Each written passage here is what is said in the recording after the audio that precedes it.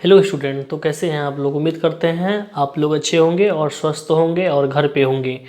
तो आज हम लोग जानेंगे एक्सरसाइज है 11.1 का और क्वेश्चन नंबर जानेंगे 7। और क्वेश्चन का था इसमें कि एक समकोण त्रिभुज की रचना कीजिए जिसकी भुजाएं कर्ण के अतिरिक्त 4 सेंटीमीटर तथा 3 सेंटीमीटर लंबाई की है। फिर एक अन्य त्रिभुज की रचना कीजिए जिसकी भुजाएं दिए हुए त्रिभुज की संगत भुजाओं का 5/3 गुनी हो। 5/3 गुनी दिया गया है। ठीक है, सबसे पहले यहाँ पे हम लोग 4 सेंटीमीटर 3 सेंटीमीटर जो लंबा दिया गया है, जो लंबाई दिया गया है उससे हम लोग जो है एक समकोण त्रिभुज का रचना करने वाले हैं। ठीक है, तो सबसे पहले हम लोग जो है यहाँ पे 4 सेंटीमीटर लंबा एक रेखाखंड खींचेंगे। इस रेखा का नाम हो गया ए बी और ये हमारा जो है 4 सेंटीमीटर का रेखाखंड हुआ। इसके बाद जो है यहाँ पर ए पर जो है 90 डिग्री का कोण बनाएंगे, वो भी प्रकाल की सहायता से। तो प्रकाल में जो है एक चाप सेट करना है जो कि फिक्स रहे हमारा। ठीक है, तो हमने जो है एक चाप लिया, यहाँ से हमने जो है यहाँ पे घुमाना है एक बार और दूसरी बार फिर यहाँ से घुमाएंगे, फिर यहाँ से तीसरी बार घुमाएंगे। ठीक है, जो कि ऊपर तक जाएगा कुछ इस तरह से।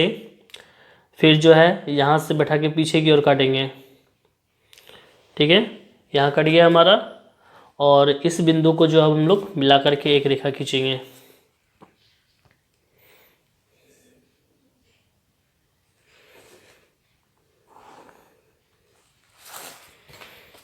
अब इस रेखा पर जो हम लोग 3 सेंटीमीटर जो है लंबा एक चाप काटेंगे। 3 सेंटीमीटर का यहाँ से नापेंगे बैठा के कुछ इस तरह से। तो ये हमारा 3 सेंटीमीटर का हो गया। अब यहाँ से हम लोग जो है ए पर बैठा करके इस रेखा पर जो है 3 सेंटीमीटर का चाप काट देंगे और इसका नाम हो जाएगा सी। और आखिरी में जो है इस सी को बी से मिलाएंगे।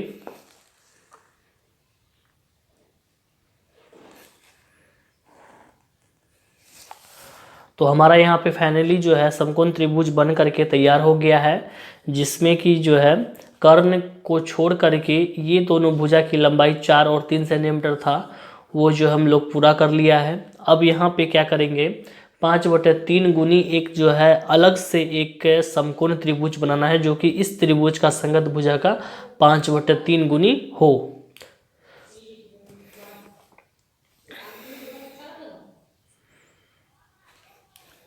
तो इसके लिए हम लोग जो है यहाँ पर ए पर जो है 60 डिग्री का कोण बनाएंगे नीचे की ओर।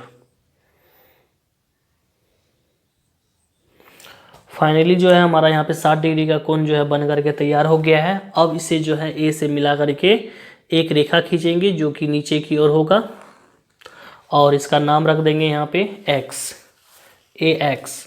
अब ये ए एक्स रेखा पर जो है इनमें से जो बड़ा संख्या रहेगा वो उतना चाप काटेंगे। तो बड़ा संख्या हमारा 5 है, तो 5 चाप काटेंगे ए एक्स पर।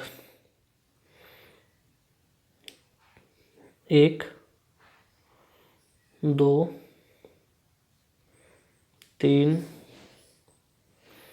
4 5। तो फाइनली जो है हमने यहाँ पे 5 चाप काट लिया है और इसका नामकरण कर देंगे A1 A2 A3 A4 A5। इसके बाद जो यहाँ पे जो छोटा रहेगा, जैसे कि हमारा जो नीचे में जो संख्या रहता है उसे हम लोग 20 से मिलाते हैं। जो नीचे में संख्या रहता है जैसे कि 3 है हमारा, तो यहाँ पे A3 को 20 से मिलाएंगे।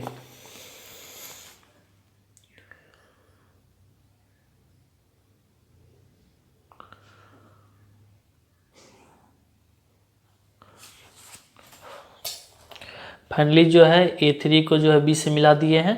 अब यहाँ पे जो A3 पर जितना डिग्री का कोण यहाँ पे बनेगा उतना ही डिग्री का कोण जो है A5 पर बनाएंगे।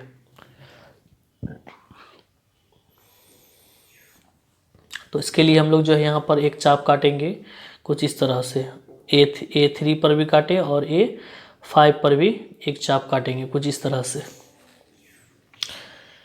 ठीक है, उसके बाद जो है फिर हम लोग यहाँ पे नापेंगे कि यहाँ पर जो हमारा बन रहा है वो कितना चाप जो है जा रहा है। तो देखिए कुछ इस तरह से हम लोग नापा, इतना दूर तक आया और फिर यहाँ से बैठा के हम लोग काटेंगे इस चाप को। ठीक ठीक है, फाइनली हम लोग जो है यहाँ पे काट लिया है और फिर यहाँ पे बूंदा डाल करके अब जो है इसे मिलाएंगे, कुछ ऊपर की ओर लेके जाए।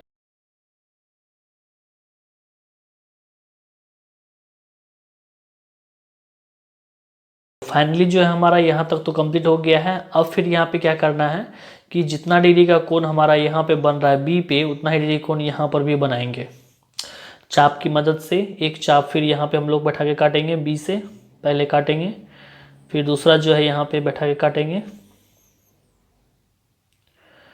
ठीक है। उसके बाद जो हम लोग इसको नापेंगे, नापने के बाद जो है फिर इसे एक चाप घुमा के काटेंगे, कुछ इस तरह का। काटने के बाद जो है इसे फिर मिलाएंगे ऊपर की।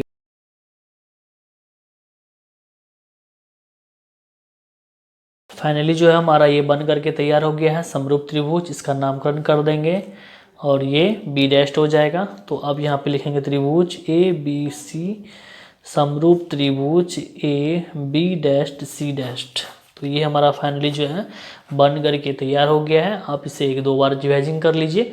वीडियो देखने के लिए दिल से धन्यवाद है। अगर आप हमारे चैनल पर जो है नए आए हैं, चैनल को सब्सक्राइब करके बेल आइकन को प्रेस जरूर